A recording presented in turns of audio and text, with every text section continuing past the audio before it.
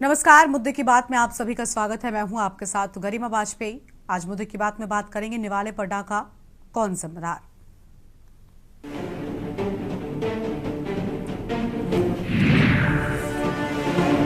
आज की चर्चा उन योजनाओं पर है जो गरीबों के लिए वरदान बनती थी, लेकिन अब भ्रष्टाचार की भेंट चढ़ती हुई दिख रही हैं।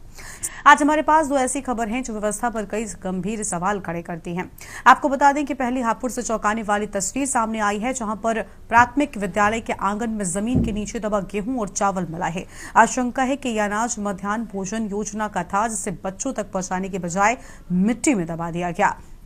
वहीं जालौन में एक लोडर में संदिग्ध चावल पकड़ा गया, जिसे अवैध रूप से ले जाया जा रहा था। आपूर्ति विभाग की टीम ने कार्रवाई की, लेकिन सवाल अब भी है कि क्या यह चावल गरीबों के हिस्से का था। ये दोनों घटनाएं सिर्फ राशन की चोरी नहीं, बल्कि व्यवस्था की सच्चाई को उजागर करती गंभीर खामियां हैं। क्या योजनाएं जरूरतमंदों तक पहुंच रही हैं, या फिर कुछ लोग उनके हिस्से का निवाला चुराकर अपने तिजोरी भर रहे हैं। लोडर में गरीबों का हक जा रहा था।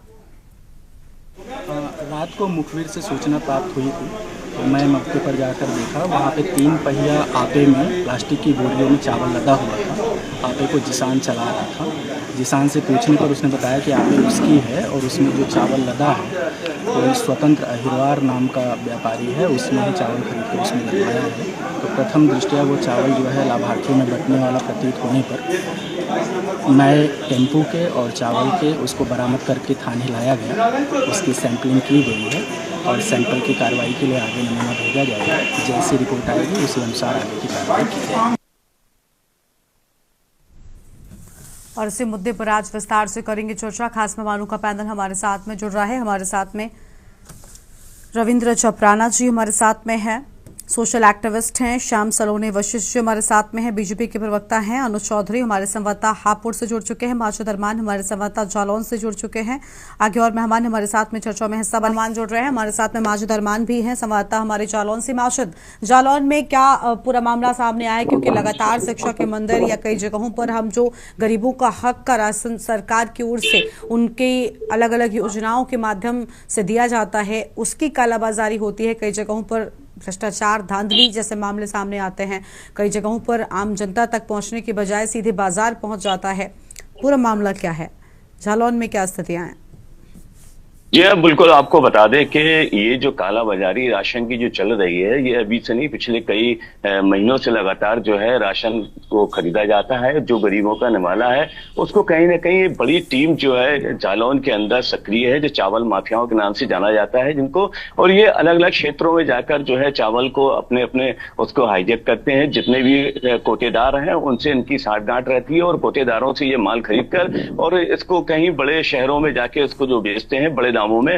हालांकि जो राशन माफिया जो चावल को खरीद रहे हैं, चावल माफिया जो है, उनकी टीम जो 1-2 लोग नहीं, बल्कि इसमें तकरीबन 1 दर्जन से ज्यादा लोग हैं जो हर तहसील में अपने अपने आदमी बिठाले हुए हैं। और जैसे ये मंच शुरू होता है, जो शासन द्वारा गरीबों को दिए जाने वाला जो राशन है, जिसमें चावल, गेहूं और तेल और दाल वगैरह जो जिस तरीके से इसमें जो मिलने वाली चीजें हैं, उनको लेकर सबसे ज्यादा ये लोग चावल पर फोकस करते हैं, क्योंकि चावल जो है लोगों को कम यूज किया जाता है। और इसको लेकर, चावल को लेकर ये लोग जो है बड़े हुए दामों पर राशन कोटेदारों से खरीदते हैं और कोटेदार इस चावल को रात को या सुबह तड़के उसको जो है लोगों को माल भर के सप्लाई करते हैं। और यही इसकी जांच की, इसकी शिकायत को लेकर जब लगातार शासन को शिकायत मिलती है, तो कहीं ना कहीं इसको लेकर प्रशासन सत्ता में आता है और लगातार अपने सूत्रों को वहां छोड़ देता है। और यही वजह रही कि 1 महीने के अंदर 3 बड़ी खेपें जिले के अंदर अलग अलग क्षेत्रों से पकड़ी गई, जहां पर भारी तादाद में चावल को सप्लाई किया जा रहा था। और उस चावल को पकड़ने के बाद उसको सैंपल के लिए उसको भेजा गया है। हालांकि अभी तक सैंपल से ये पता नहीं चला है कि ये राशन का चावल है या कौन सा। बहरहाल सूत्रों के अनुसार जो बताया गया, कहीं ना कहीं ये राशन का चावल है और पिछले कई दिनों से लगातार इसको जो है ये लोग सप्लाई करते हैं। हालांकि कुछ लोगों से जो पूछताछ की गई तो उनसे भी स्पष्ट है, उन्होंने ये कहा है कि हाँ, राशन का चावल है, हम लोग अलग अलग दुकानदारों से खरीदते हैं। और साथ में ये गाँव में जितने भी जो कोटेदार से राशन लेते हैं, राशन धारक है जो लोग हैं, वो लोग भी कभी कभी चावल इकट्ठा करके बेच देते हैं, इसको भी इनको खरीदा जाता है। हालांकि ये जिस तरीके से खरीद फरोख्ती जो यहाँ पे चल रही है, प्रशासन का हंटर जिस तरीके से चला है, तो कहीं ना कहीं इसमें ये सामने नजर आए कि कौन कौन कोटेदार हैं, कौन कौन